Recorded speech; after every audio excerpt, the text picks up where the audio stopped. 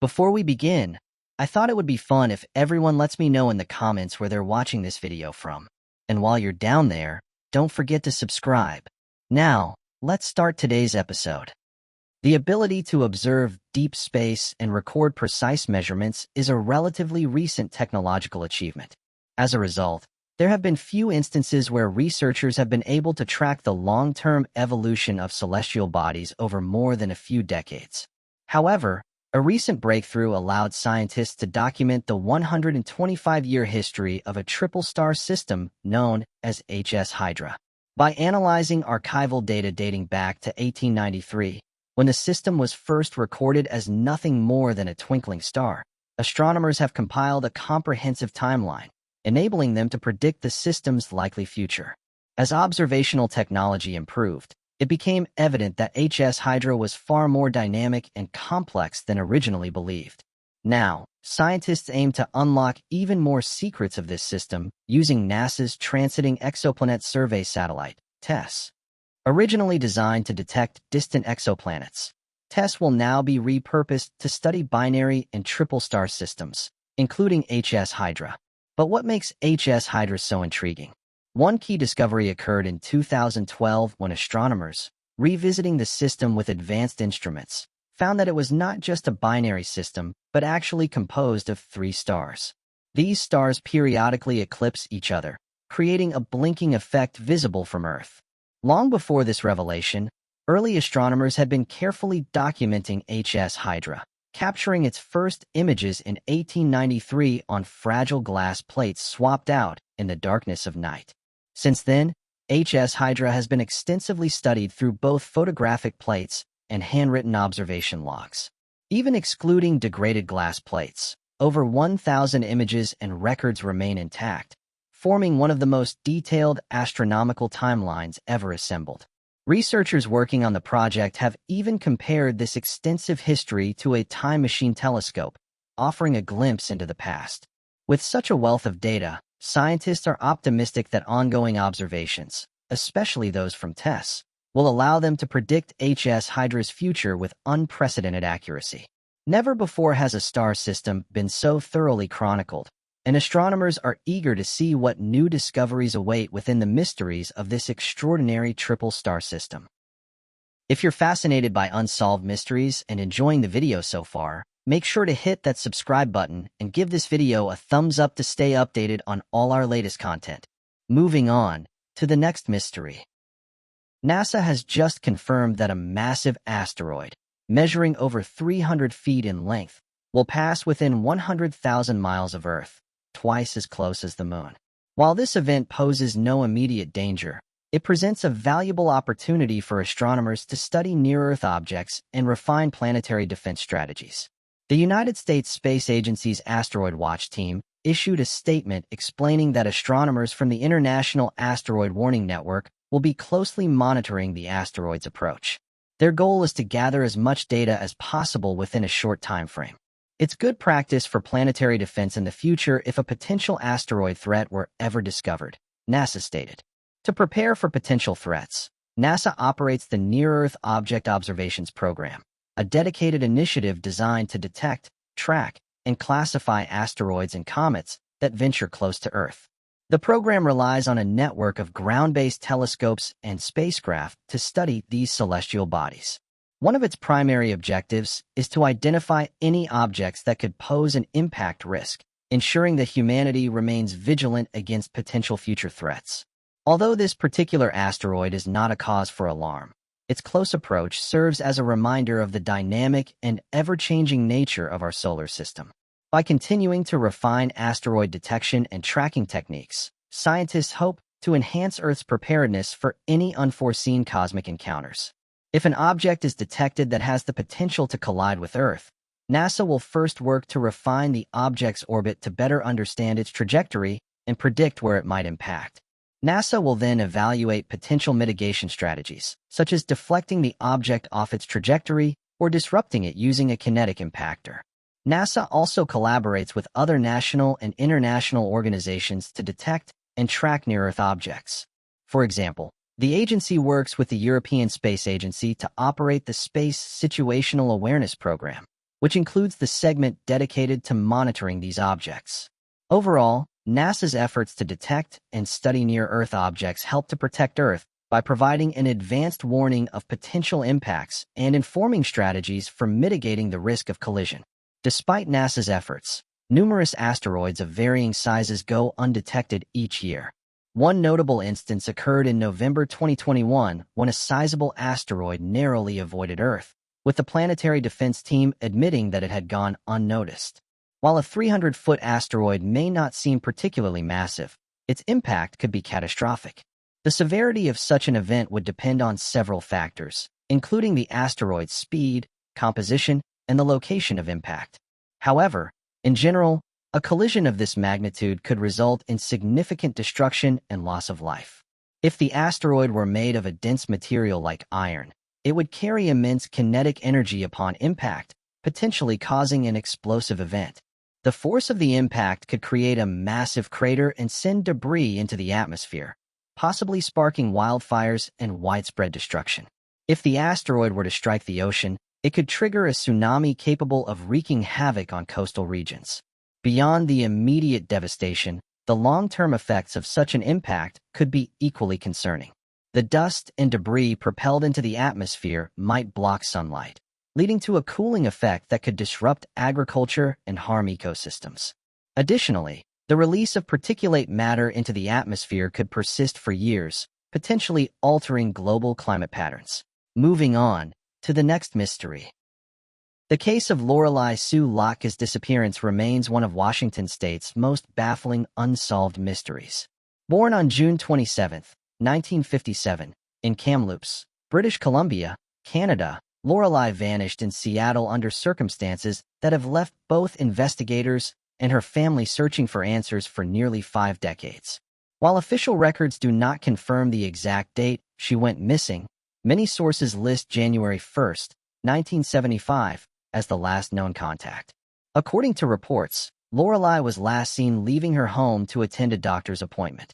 Although she was supposed to take the bus, she was known to hitchhike often, leading to speculation that she may have chosen that option instead. However, she never arrived at her destination and was never heard from again. Deepening the mystery, in 1978, Lorelei's wallet was found at Blewett Pass in the Wenatchee National Forest, Washington. The circumstances of its discovery, including who found it and how, remain unknown. Additionally, no newspaper reports from that time document this finding, leaving the case shrouded in uncertainty. With minimal media attention and few investigative updates over the years, Lorelei Sue Locke's case has largely remained in the shadows. Some speculation surrounds the reason for her doctor's visit. While it may have been a routine checkup, some believe it could have been a postpartum examination, as she had given birth within the previous year. However, no publicly available records identify the clinic she was supposed to visit or the name of the doctor, leaving a critical gap in understanding her last known movements. Lorelei was described as being 5 feet 3 inches tall and weighing around 120 pounds. She had brown eyes and brown hair, which she typically wore parted in the middle, extending just past her shoulders. According to the Washington State Missing Persons Database, she had distinguishing scars, marks, or tattoos, though specific details are not provided. Her case remains classified as a missing person, with little clarity on the circumstances of her disappearance. Further investigation into her background also reveals that she was married at the time she went missing. On January 2, 1974, at just 16 years old, she applied for a marriage license with Stephen Dewey Locke, an 18-year-old cook from Seattle. Since she was a minor, her mother, Sophie Davis, had to provide consent. The marriage was officiated in King County on February 2, 1974, with Stephen's relatives, Francis and Katrina Locke, serving as witnesses.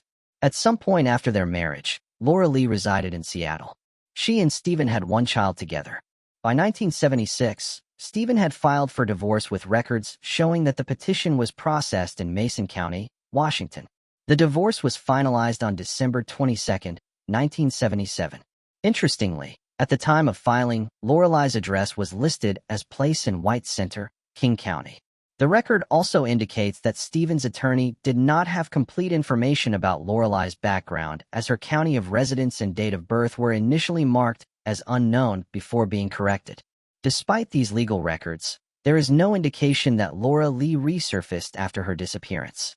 Her former husband, Stephen, was later arrested in 1979 in Clark County for forgery-related charges, pleading guilty to 2 counts by the end of that year. However, there is no known connection between his legal troubles and Lorelei's vanishing. The investigation into Lorelei's case has faced several challenges. Few leads have emerged, and much of the available information is fragmented. The King County Sheriff's Office continues to investigate, and her DNA is available for comparison with unidentified remains. Despite this, her case has received minimal public attention. Efforts have been made to identify Lorelei among unidentified individuals across the country.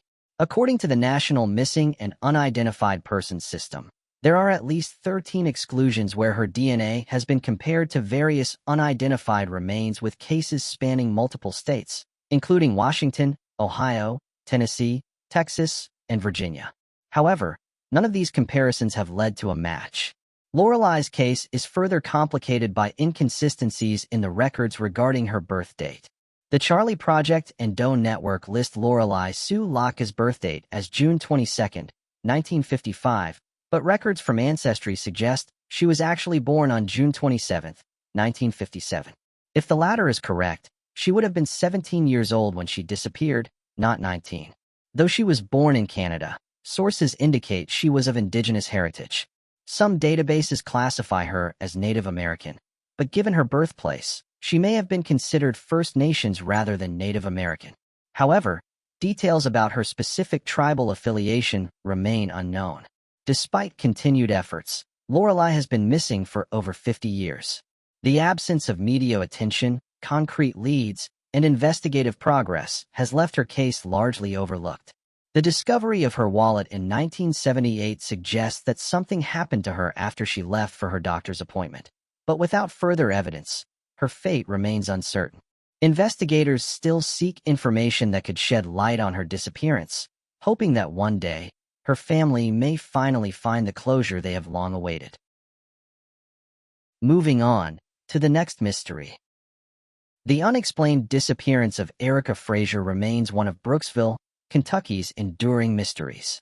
The 17-year-old vanished on October 21, 1997, while making her way home after spending the evening with friends. Born on May 6, 1980, Erica was the beloved daughter of Maggie Doherty and Kevin Frazier. At the time of her disappearance, Erica was a senior at Bracken County High School.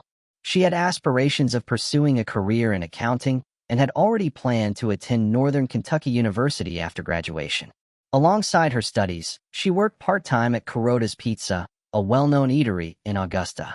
On the evening of October 21, 1997, Erica was last seen between 9 and 10 p.m., chatting with friends near the Video N10 store in Brooksville, Kentucky.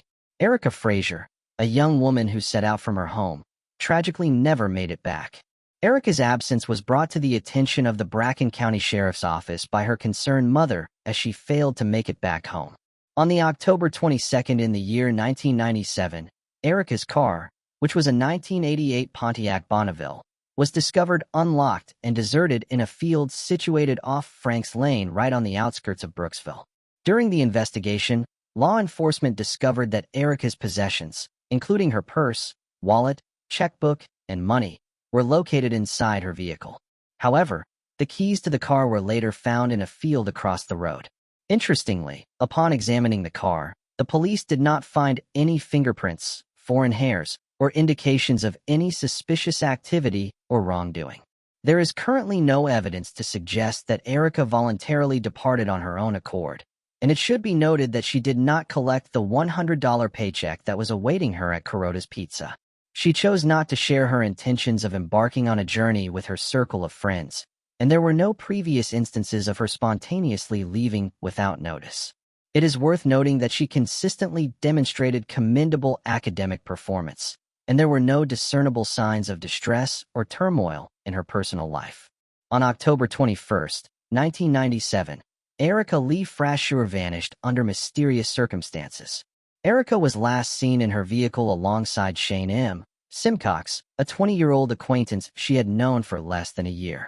Her sudden disappearance raises questions about the nature of their relationship and the events leading up to that night. According to Simcox's detailed statement to the police, he had spent the evening socializing with friends, frequenting several bars. After consuming a moderate amount of alcohol, he ended up standing on a street corner in Brooksville, Kentucky. He claimed that Erica approached him and invited him on a sightseeing drive around the city. This invitation came after one of Erica's friends exited the vehicle, leaving them alone. Their drive lasted approximately 10 to 15 minutes, during which they talked and spent time together before the situation took an unexpected turn.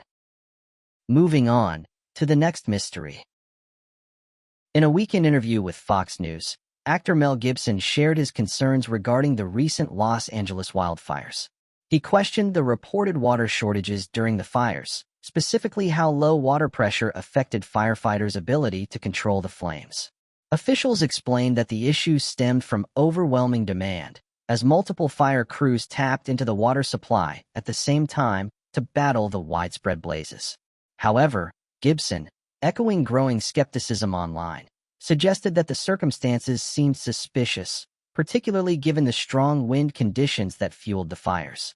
Wildfires are devastating events, often intensified by extreme heat, dry landscapes, and high winds. However, access to water is crucial in fighting these disasters, and Gibson's comments underscored the difficulties firefighters faced due to insufficient water supply. Reports from fire officials confirmed that in certain areas, water pressure dropped sharply because the system simply could not keep up with demand. Firefighters relying on hydrants encountered inadequate water flow, forcing them to adapt their tactics to contain the spreading flames. While officials have attributed this issue to logistical challenges stemming from the sheer scale of the wildfires, Gibson's skepticism reflects a broader frustration over why such a crucial resource was unavailable during a crisis. Critics argue that California, given its history of devastating wildfires, should have a more resilient infrastructure to handle emergencies.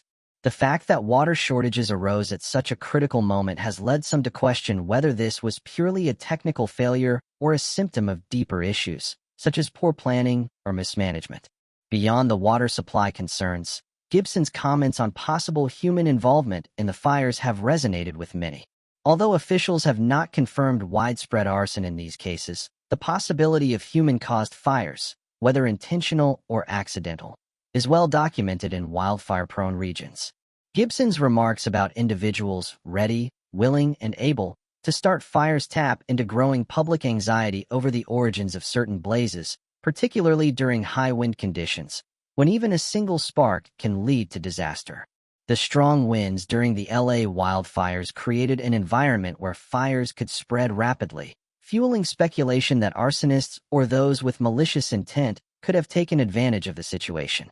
While authorities often emphasize that most wildfires result from natural causes, such as lightning or accidental human activity, the notion that some fires could be deliberately set remains a legitimate concern. In past wildfire seasons, individuals have been arrested and charged for intentionally starting fires, adding credibility to concerns like those raised by Gibson.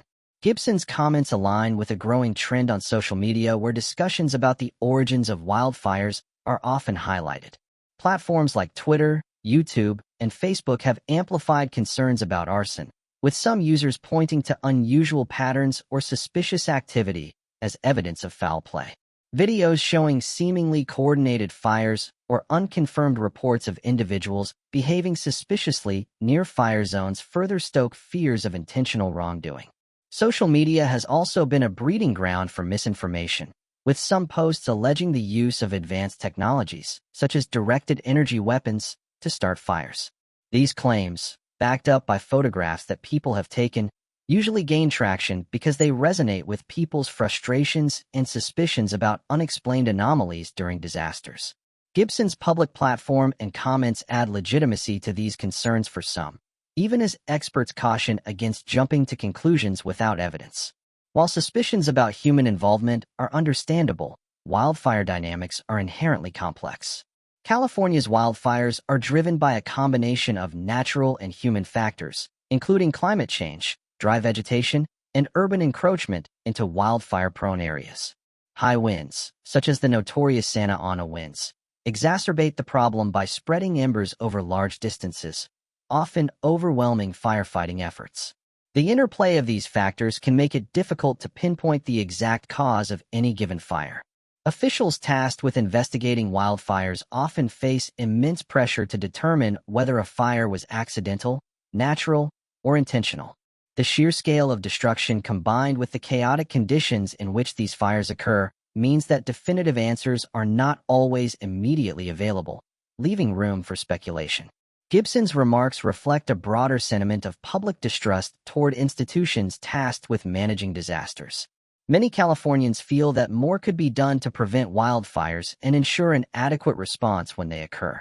Critics point to aging infrastructure, inadequate funding for fire prevention programs, and delays in implementing new technologies as examples of systemic failings that exacerbate the wildfire crisis. The water shortages during the LA fires underscore these concerns. If a preventable issue like low water pressure can hinder firefighting efforts, it raises questions about the state's overall preparedness to deal with increasingly severe wildfire seasons. Calls for greater accountability and investment in infrastructure are growing louder, with many demanding a reassessment of priorities to ensure that critical resources are available when they are most needed. Wildfires have long been one of nature's most destructive forces, fueled by dry conditions, high winds, and rising global temperatures. However, a growing number of people believe that not all wildfires are natural phenomena or the result of accidents. Speculation that some fires are deliberately started, whether by individuals with malicious intent, groups seeking to exploit the chaos, or even entities pursuing hidden agendas, has gained traction in recent years. While some claims are backed by evidence of arson, others veer into conspiracy theories.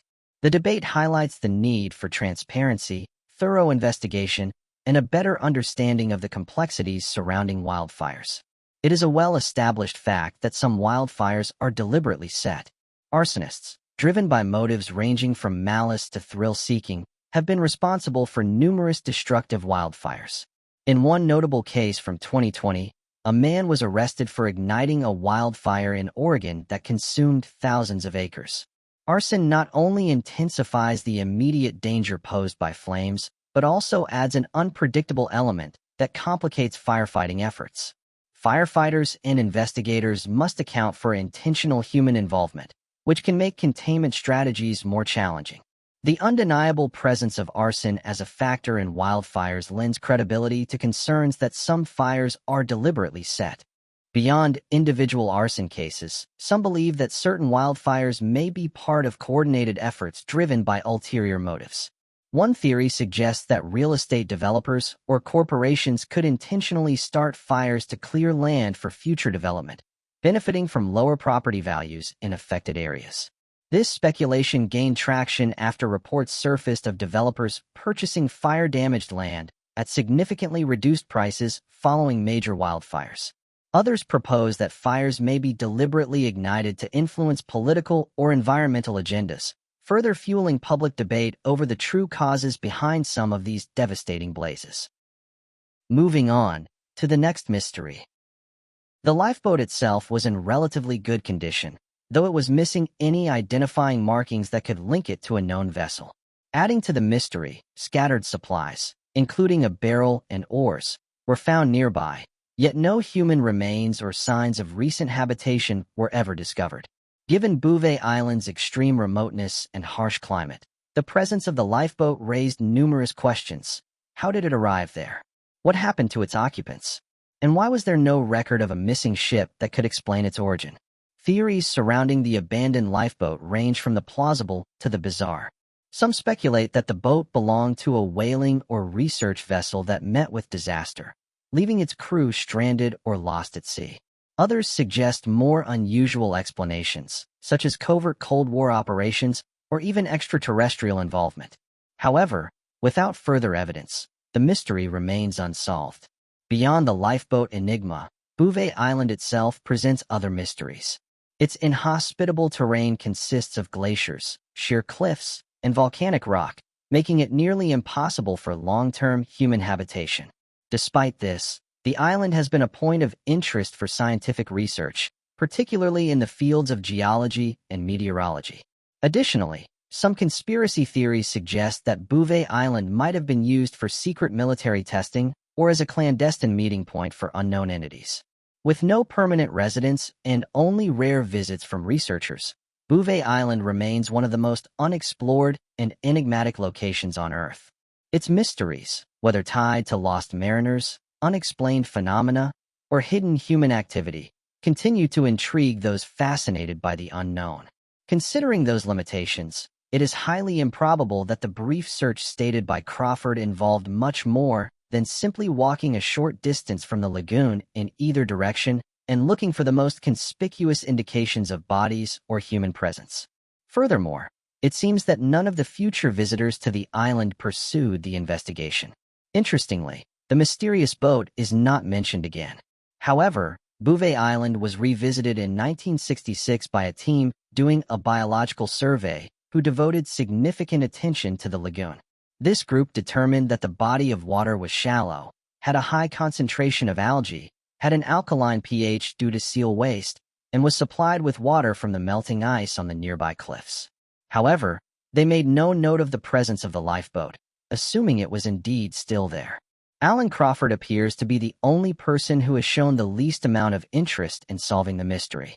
There was no existing newspaper coverage of the incident at the time, and I have been unable to discover any additional information about the boat or the objects discovered on the coast. There are a few further recent tales of the landing, and oddly enough, no one has inquired about the origin of the boat or made any effort to locate its crew.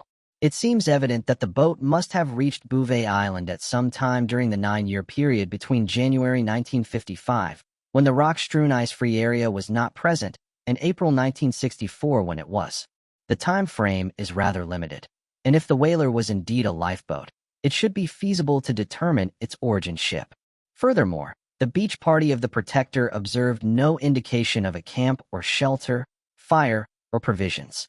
Furthermore, the existence of a substantial vessel in a lagoon situated at a minimum distance of 30 yards from the coastline implies that it either arrived to the island with a complete crew capable of manually dragging it across challenging terrain, or it was deliberately placed there by a smaller party with intentions of remaining on the island for an extended period.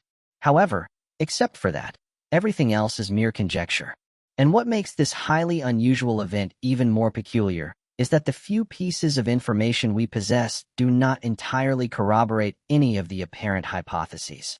This interpretation, though speculative, offers the most compelling and romanticized explanation for Crawford's observations. The whaler found in the lagoon may have been left there by individuals who lacked the means to secure it on land and were unsure if they would need it again. Nearby, a small collection of equipment was also discovered. The reason behind the flattening of Crawford's copper flotation or buoyancy tank remains unknown, but such an act seems consistent with the desperate measures of a stranded group with limited resources. The presence of only one pair of oars on the shore further supports the lifeboat theory. It is possible that additional oars were initially present but lost at sea during a disastrous voyage. Despite extensive investigations and numerous expeditions to Bouvet Island after the lifeboat's discovery, the mystery remains unsolved. The island's harsh weather conditions and extreme isolation continue to hinder thorough exploration, leaving many questions unanswered. However, advancements in technology and future research may eventually uncover new evidence, shedding light on this long-standing maritime enigma. Moving on to the next mystery. Lester Whitmire, a 65-year-old man, was last seen on June 18, 2021, near Oak Ridge, Oregon. A key detail in his disappearance is that he had expressed plans to visit McCready Hot Springs, a trip that seemingly marked the beginning of his vanishing. His last known sighting was confirmed by a family member, placing him in the Oak Ridge area at the time. Prior to going missing, Whitmire specifically mentioned his intent to visit the hot springs. On July 2, 2021, his disappearance was officially reported to the Lane County Sheriff's Office, with concerns raised about his unknown whereabouts. Authorities later located Lester's vehicle in the vast Willamette National Forest, east of Oak Ridge, with his belongings still inside. Lane County's search and rescue team conducted a thorough sweep of the surrounding area, carefully searching for any trace of him. However, despite their exhaustive efforts, no additional clues were found to shed light on his disappearance. While Lester was known to have ties to the Redmond area, little else is known about his case. The circumstances surrounding Lester Whitmire's disappearance remain an unsolved mystery. His case is classified as a missing person investigation, with no definitive answers yet uncovered. Moving on to the next mystery. On February 16, 1986, hikers trekking along the Pacific Crest Trail came across a grizzly bear near the Los Coyotes Indian Reservation. Nearby, on the outskirts of a campsite, they discovered the partially decomposed body of a woman. The San Diego County Sheriff's Office quickly launched an investigation upon arriving at the scene. Shortly after, a call came in that would dramatically shift the course of the case. A second body, a man, was found in a similar condition approximately 14 kilometers away. Both victims were buried beneath multiple layers of clothing and heavy jackets. Investigators soon realized that before they could track down the perpetrator, they needed to determine the identities of the deceased due to their striking similarities. Law enforcement has kept many details of these cases confidential. To preserve the integrity of the investigation, authorities have never disclosed the cause of death for the man found 14 miles away. The lack of information made it challenging for detectives to advance either case. The San Diego County Sheriff's Office had little evidence, and the limited information they did possess was kept from the media. Jane Doe's murder received brief coverage before fading from public attention. Despite knowing that a family was searching for their missing loved one, the case remained unsolved for decades. That changed in 2023 when the Sheriff's Office turned to genetic genealogy. Jane Doe's hair was submitted for analysis on platforms like 23andMe and GeneMatch. By combining this DNA data with census records and other publicly available sources, detectives constructed family trees to identify potential relatives. Once the victim's family tree was established, investigators had only to pinpoint the missing link. Law enforcement quickly identified Jane Doe as Claudette Jean Zabolski Powers after confirming a DNA match. Claudette Jean was just 24 years old when she was brutally murdered. Detectives reconstructed her life before her disappearance in the early 1980s, revealing that she was married and had 2 children. She moved to Washington with her spouse after they sold their Michigan house. After Claudette filed for divorce in 1983, she and her 2 girls were able to purchase a home in San Diego County. But tragedy struck the Powers family in 1984 when her father passed away. When her father passed away, Claudette didn't handle it well.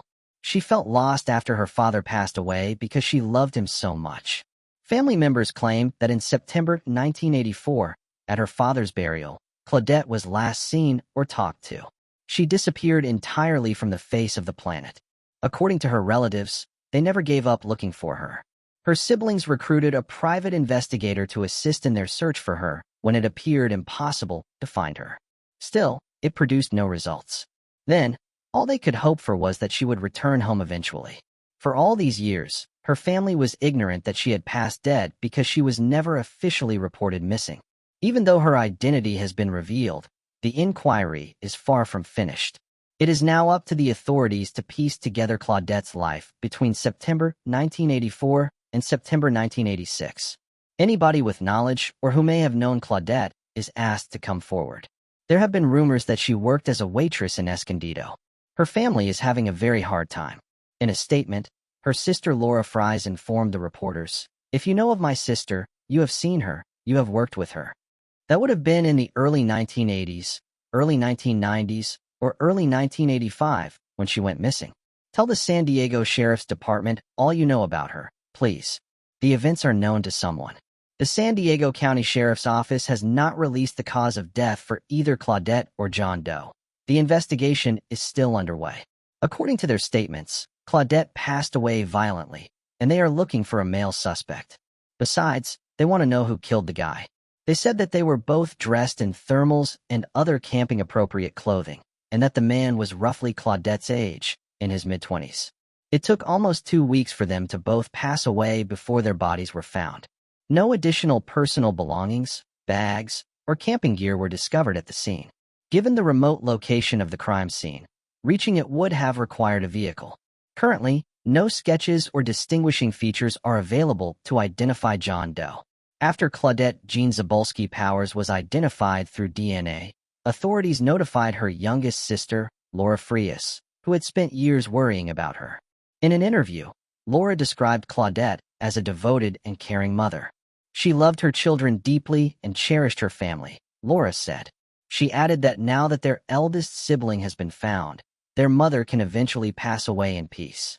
A $1,000 reward is currently being offered for any information that leads to the capture of Claudette's killer. Moving on to the next mystery. In May 2004, 3 identical suitcases were found scattered across Virginia's Chesapeake Bay. Inside one of them lay the body of 39-year-old Bill McGuire. This gruesome discovery raised a haunting question. Who was Bill, and what secrets did he hold that could have led to such a horrific fate? Woodbridge Township, nestled in the heart of New Jersey, is a lively community where diverse cultures blend to create a unique and welcoming environment. More than just a location, Woodbridge is a place filled with warmth and rich history. Known for its low crime rate, the township provides residents with a sense of safety and tranquility. Woodbridge's parks and waterfront offer more than just picturesque scenery. They serve as gathering places where families and individuals can unwind in a peaceful setting. Yet, beneath this serene facade lies a chilling story that once rattled the town, the case of Bill McGuire. This unsettling chapter is a stark reminder that even the most ordinary places can harbor dark mysteries. William Theodore McGuire, known as Bill, was born on September 21, 1964, in Bloomfield, New Jersey. He was the son of William Christopher McGuire and Ruth Theodora Sal McGuire. Growing up in Bloomfield, he graduated from Bloomfield High School in 1982 before earning a degree in computer science from Rutgers University in 1986. After college, Bill built a career as a computer programmer, gaining a reputation for his strong work ethic and earning the respect of his peers. In his free time, Bill enjoyed playing golf, fishing, and spending quality time with his family. He was known for his kindness and generosity, always ready to lend a hand to others. Charismatic and witty, Bill had a natural charm. He married Marcy Pollock in 1986, but their marriage was short-lived, ending in divorce in 1994. The couple had relocated to Virginia Beach in 1986, where Bill worked as an electronics technician in the Navy. Marcy, originally from Vernon, New Jersey, moved with Bill to Virginia Beach. Around 1990, they returned to the Atlantic City area, but it was in this new environment that Bill's behavior began to change drastically. He became heavily involved in excessive gambling and drinking, and it was during this time that Marcy noticed a significant decline in their relationship. The situation took a darker turn in 1995 when Marcy filed a restraining order against Bill after he threw rocks through her window, which ultimately led to their divorce. In 1998, Bill met Melanie Lynn Slate at a restaurant in Woodbridge, New Jersey, where she was working part-time while attending nursing school. Born on October 8, 1972, in the United States, Melanie Lynn McGuire, formerly known as Melanie Lynn Slate, grew up in Ridgewood, Middletown Township, New Jersey. She attended Middletown High School South and later pursued a dual major in math and psychology at Rutgers University, graduating in 1994. Melanie went on to earn her nursing diploma from the Charles E. Gregory School of Nursing, now known as Raritan Bay Medical Center, in 1997, ranking second in her class. When Bill met Melanie, their personalities complemented each other perfectly, and they quickly fell in love. They were married the following year, in 1999, and soon started a family. In 2000, they welcomed their first son, and 2 years later, in 2002, they had their second son. On the outside, Bill and Melanie's marriage appeared to be picture-perfect, filled with love and happiness. However, beneath the surface, problems began to surface. Financial struggles started to take a toll on the couple, with Bill's gambling addiction slowly eroding their financial stability. Though Bill had always been responsible and financially secure as a computer programmer, his growing addiction led to mounting debts, which in turn caused increasing stress on their relationship. Melanie, a dedicated nurse, worked tirelessly to support her family, but making ends meet became increasingly difficult. Adding to their financial struggles, Bill's gambling addiction brought emotional turmoil. He frequently vanished for days at a time, leaving Melanie to care for their children and manage the household alone. The trust that once held their marriage together slowly eroded, replaced by growing suspicion and resentment. Despite the mounting tension, Melanie remained committed to their relationship, holding on to hope that things would eventually get better. She made every effort to help Bill overcome his addiction, but his struggles continued, placing further strain on their marriage. In 2004, the McGuires had plans to move into a larger home in Warren County, New Jersey, officially closing on the house on April 28th. However, before they could begin their new chapter, tragedy struck. On April 29th, 2004, Bill vanished without a trace, leaving behind a family in distress and a trail of unanswered questions. Where did Bill go? What could have been the reason for his sudden disappearance? Weeks had slipped by without a trace of Bill. His absence left a gaping void in the lives of his caring wife and children. But little did they know that Bill's fate was far more extraordinary than they could have ever imagined. In the early morning of May 5, 2004, 3 fishermen, Chris, Don, and their children, set out on a fishing trip from Virginia Beach toward the Chesapeake Bay Bridge Tunnel. As they headed north, parallel to the tunnel, they came across an unexpected find, a dark green suitcase floating in the water. Curiosity piqued, they hauled it aboard their boat. The suitcase was surprisingly heavy, and when they opened it, they made a chilling discovery: a black sack containing a pair of legs. Horrified by their find, the fishermen immediately contacted police. They wondered if there were more suitcases hidden in the depths of the Chesapeake Bay, each concealing another piece of a human body. Soon, police started actively looking for the other missing pieces of this disturbing puzzle. Just days after the first suitcase was found, a student studying the nature reserve on Fisherman's Island made another chilling discovery. A second suitcase, identical to the first, was found on the beach on May 10, 2004. This time, however, the suitcase contained a human torso, including the arms and head. The search for answers continued as investigators intensified the search for the missing body parts. 5 days after the second suitcase was discovered, a fisherman made the final, gruesome find. On May 15, 2004, a third suitcase, identical to the first two, was found floating in the Chesapeake Bay. Inside were the victim's pelvis and legs. With the Chesapeake Bay's vast expanse making the search area challenging, investigators decided to turn to the public for help. They released the victim's sketch in the media, hoping that someone would recognize him. Incredibly, it took only a few days for the sketch to yield results. Susan Rice and John Rice, close friends of Bill who hadn't seen him in weeks, played a pivotal role in identifying his body. When they saw a sketch of the victim on TV on May 21, 2004, Sue immediately recognized her friend's distinctive features. Initially skeptical, Bill's husband, John, soon agreed that the sketch closely resembled Bill. Recognizing their friend's face, they quickly contacted the authorities and provided important details for the investigation. They recalled that Bill had recently been involved in a physical altercation with his wife, Melanie McGuire, and had stormed out of their home. They assumed that he had impulsively fled to Atlantic City to escape, possibly indulging in a gambling spree to distract himself. However, weeks passed without any contact from Bill, raising concern among his friends and family. With Bill's identity confirmed, investigators immediately initiated a fingerprint analysis. Fortunately, Bill's fingerprints were on file, and a match was quickly established. The once missing man was now the victim of a horrific crime. Bill's past was shrouded in mystery, with rumors of gambling addiction, domestic abuse, and even a restraining order. Bill's ex-wife, Marcy Pollock, also came forward with claims of emotional and physical abuse during their marriage. She recounted how their relationship rapidly deteriorated after their wedding, eventually leading to a restraining order in 1995 when Bill hurled a rock through her window. These allegations cast a dark shadow over Bill's character, complicating the investigation and making it more difficult to identify a suspect. Detectives were now faced with the daunting task of piecing together the events that led to his murder and ensuring that justice was served. Yet, one crucial question remained: who was responsible for his death? Imagine a loved one disappearing without a trace, even for just a day. The fear and concern would be overwhelming, prompting immediate action to find them. Even after an argument, most people would still alert authorities. However, in Bill's case, no missing person report was filed by Melanie, despite his prolonged absence of nearly a month.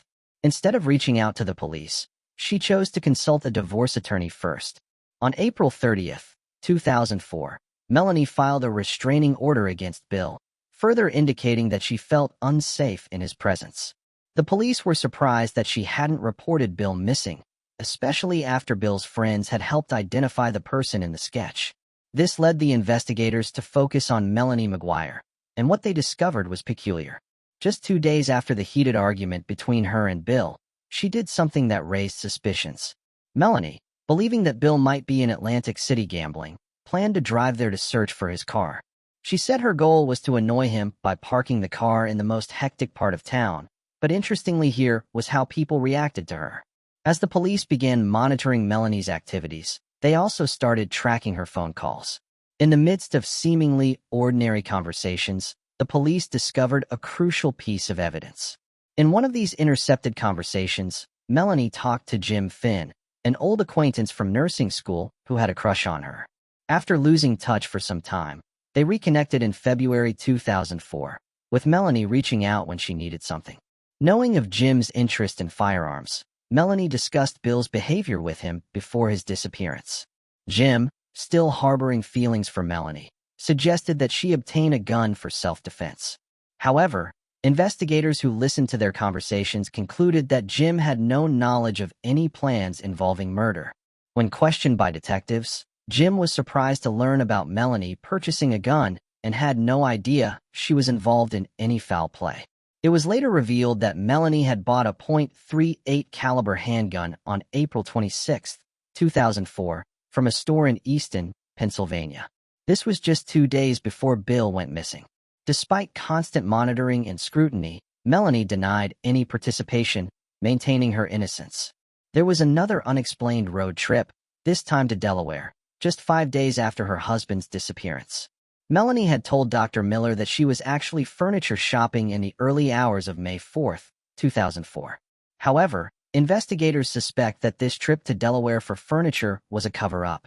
The route she took would typically lead to the Chesapeake Bay Bridge Tunnel, contrary to the usual path, via the New Jersey Turnpike toward the Delaware Memorial Bridge and Route 13, which heads south to the Chesapeake Bay Bridge and Tunnel. She stated that this theory was absurd because Virginia Beach was an additional 450 miles away from Delaware. Considering the considerable distance, it was implausible to cover such a vast stretch within a limited time frame. Was Melanie McGuire truly acting alone, or was there an accomplice involved? Maybe it was Jim Flynn. But why would someone go to such lengths for a girl he had a crush on years ago? Yet consider this. It could be someone else, someone closer. A secret affair perhaps. Was it someone who would do anything, even kill for her, Dr. Brad Miller? He was a partner at RMA Associates, and Melanie worked as one of his nurses. The affair between them officially began when Melanie was 8 months pregnant with her second child, at least for both of them. After Melanie returned from maternity leave, she and Dr. Miller began a full-blown affair. It appeared as if they were falling deeply in love with each other despite their marital ties and young children. Investigators uncovered mounting evidence indicating Melanie McGuire's involvement in her husband's murder. Inside Bill's car, investigators discovered a bottle of chloral hydrate, a sedative, along with 2 syringes. These had been prescribed by Bradley Miller, who stated that the prescription was written in Melanie's handwriting. As the investigation progressed, Jennifer Seymour, a state police computer expert, analyzed the McGuire's computers and handheld devices, including a desktop computer from their apartment. Her findings revealed a series of alarming online searches conducted between April 11th and April 26th, 2004. The searches included topics such as undetectable poisons, purchasing firearms illegally, committing murder, gun laws, and toxic insulin levels. Amid all the evidence, whether it was the gun, the internet searches, or the affair, one perplexing detail stood out. Just before Bill's disappearance, he and Melanie had placed a significant deposit on an upscale home in New Jersey valued at $500,000. The property was luxurious, boasting a large amount of land, which made the purchase seem contradictory. On one hand, Melanie was growing increasingly close to Dr. Miller, yet on the other, she was making a substantial financial commitment with Bill. On April 28, 2004, they were set to close on the house at 2 o'clock in the afternoon. Melanie stayed in touch with Dr. Miller throughout as he pleaded with her not to proceed with the house purchase. He expressed a wish to be with her and build a future together. Melanie assured him she would handle it. After closing on the house, they returned to their rented townhouse. Bill, quite excited, called John Rice, reportedly in a very happy state. Melanie's final conversation that night was with Dr. Miller. She informed him that they had closed on the house and mentioned that Bill was asleep on the couch after having some red wine. Melanie planned to discuss matters with Bill when he woke, intending to request a divorce. Melanie recounted the events as a significant argument between her and Bill, stating that they had a fight in the early hours of the morning, around 3 or 4 o'clock. It all started regarding the house they were purchasing, with Melanie mentioning that she had settled for that particular house. Bill's reaction was immediate and intense, expressing dissatisfaction and stating that it wasn't what he wanted. He mentioned his preference for a cheaper house in Virginia, which Melanie refused, leading to an escalating heated exchange. Melanie further described that the argument turned physical, specifying that Bill pushed a dryer sheet into her mouth, revealing his fixation with dryer sheets during such moments. He informed her that he was leaving and wouldn't return, even instructing her to explain to their children why they wouldn't have a father. He communicated this through the bathroom door while he packed and made several trips up and down the stairs, continuously criticizing her. Her final words to him were a plea to stop. After discovering the suitcases, the police were finally on the verge of bringing justice to Bill. One crucial piece of evidence the police were eagerly seeking, yearning for proof of Melanie's involvement in the dismemberment, remained elusive. Despite thoroughly searching her home, they found no blood, no bullets, nothing. There was no direct physical evidence linking her to the murder. Over a year after Bill McGuire's murder, on June 5, 2005, Melanie McGuire was arrested while dropping off her kids at a daycare in Mattoon. She was charged with first-degree murder in what became known as the suitcase killer case. Melanie pleaded not guilty and was released on $750,000 bail. In 2005, a grand jury indicted her on 4 counts, raising her bail to $2,100,000. She was again released. Another indictment later accused her of writing letters that obstructed the investigation. 3 years after the murder, in 2007, Melanie's trial began. The prosecution argued that she killed her husband in 2004 to start a new life with her boyfriend. Lead investigator Prezioso testified that the evidence points to a well-planned murder. Melanie maintained her innocence, stating that her husband was a compulsive gambler who had become increasingly erratic. However, a spokesman for the New Jersey Division of Criminal Justice disputed her characterization, saying that there was no indication that Mr. McGuire was anything more than an occasional gambler. Melanie Gambler. Melanie's defense team argued that the murder and dismemberment could not have happened in the Woodbridge apartment because there was no evidence to support this claim. They highlighted the absence of blood, tissue, or DNA in the apartment, as well as the lack of a bullet or saw marks. Additionally, no neighbors reported hearing gunshots or the sound of a power saw. 3 years later, on April 23, 2007, 34-year-old Melanie McGuire was convicted of murdering William T. McGuire, dismembering his body, placing the remains in 3 suitcases, and disposing of them in the Chesapeake Bay. She was sentenced to life in prison, with no possibility of parole for 63 years and 9 months. Alongside her life sentence, she received a concurrent 10-year term for desecrating human remains and an additional 5-year sentence for perjury after lying to a family court judge about her husband's whereabouts following his 2004 disappearance. William and Melanie's 2 sons, whose identities remain protected for privacy and safety reasons, were last seen with their father on April 28, 2004. That morning, Melanie followed her usual routine, dropping off her boys, then aged 2 and 4, at daycare around 8:20 a.m. When they returned home later, they expected to see their father, but he was nowhere to be found. The children were eventually placed in the care of Bill's older sister, Cindy Legoshi, a realtor at the Weichert office in Franklin Lakes. Cindy and her husband, Bill Legoshi, a pharmacist from Wyckoff, New Jersey, were entrusted with raising the boys. As experienced parents with 2 adult children of their own, Laura and Max Legoshi, they were considered capable of providing a loving and stable home. When the question of custody arose, the 2 boys were sent to live with Cindy and Bill, especially since they were already a close-knit family. After Melanie was convicted of murdering her husband, her family initiated a custody battle with Cindy, but to no avail. As a result, William and Melanie's sons continue to reside in New Jersey with their aunt, uncle, and cousins, the only family they've ever known. In 2007, during Melanie's murder trial, Cindy presented evidence that both of her sister-in-law's children, then aged 57, had been diagnosed with autism. Cindy had grown concerned about their well-being upon noticing their behavior and had them tested. Due to the protection of their identities, no further information regarding their current status is available. However, it's known that the boys have not had contact with their mother since before her conviction. If you've watched the entire video without missing a moment, you probably have numerous questions about the investigation and arrest. After looking at her history as a nurse and her caring and charismatic nature, it's hard to even consider if someone like Melanie could commit such a heinous crime. The high-profile nature of the case prompted a range of opinions among viewers. Many believe that there are many gaps in the story, beginning with the fact that she doesn't quite appear to be capable of murder. Even if she had the motive, how could this small woman accomplish it all alone? Did someone assist her? Was she unfairly charged? Perhaps the jury overlooked someone, or was the accusation entirely mistaken? If you're pondering these questions, you're not alone. Many people, including criminology professors Megan Sachs and Amy Schlossberg, doubt Melanie Maguire's guilt. They host a podcast, Direct Appeal, questioning her conviction, pointing out that Melanie doesn't fit the typical profile of a murderer.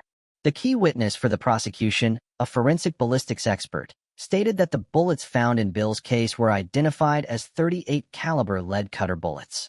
Subsequently, they found an error on the gun manufacturer's website.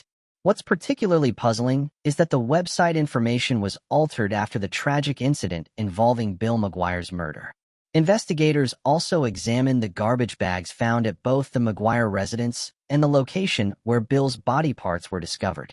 The details revealed that these bags were likely produced at the same facility, on the same production line, and within a very short time frame. The investigator expressed confidence in their conclusion, backed by tests and observed results that indicated the bags came from the same production batch. Additionally, they pointed out the physical difficulties involved in dismembering a body, coupled with the absence of a convincing crime scene, adding another layer of mystery to the case. In a video demonstration, 2 tests were conducted to evaluate the likelihood of Melanie's involvement. The first was a suitcase weight test designed to determine whether Melanie, who weighed 118 pounds, could have lifted and thrown an 80-pound suitcase over a bridge with a 40-inch guardrail. The results indicated that a more feasible weight for her to lift would be around 40 pounds, roughly half her body weight. Despite the continued public fascination with her case and a movie based on her story, Melanie has consistently maintained her innocence, denying any involvement in her husband's murder or the disposal of his remains. The case of Melanie and Bill Maguire remains clouded in mystery, leaving many unanswered questions. Was Melanie justly convicted, or did investigators overlook crucial evidence that could have implicated someone else? If she was involved, did she act alone, or did she have assistance? While the evidence against her is compelling, the possibility of overlooked or misinterpreted facts cannot be ruled out. Whether she was guilty or not, lingering uncertainties suggest that new discoveries or fresh perspectives could reshape the narrative and provide further insight into the case. Thanks for watching. I hope you enjoyed exploring these intriguing unsolved mysteries with me.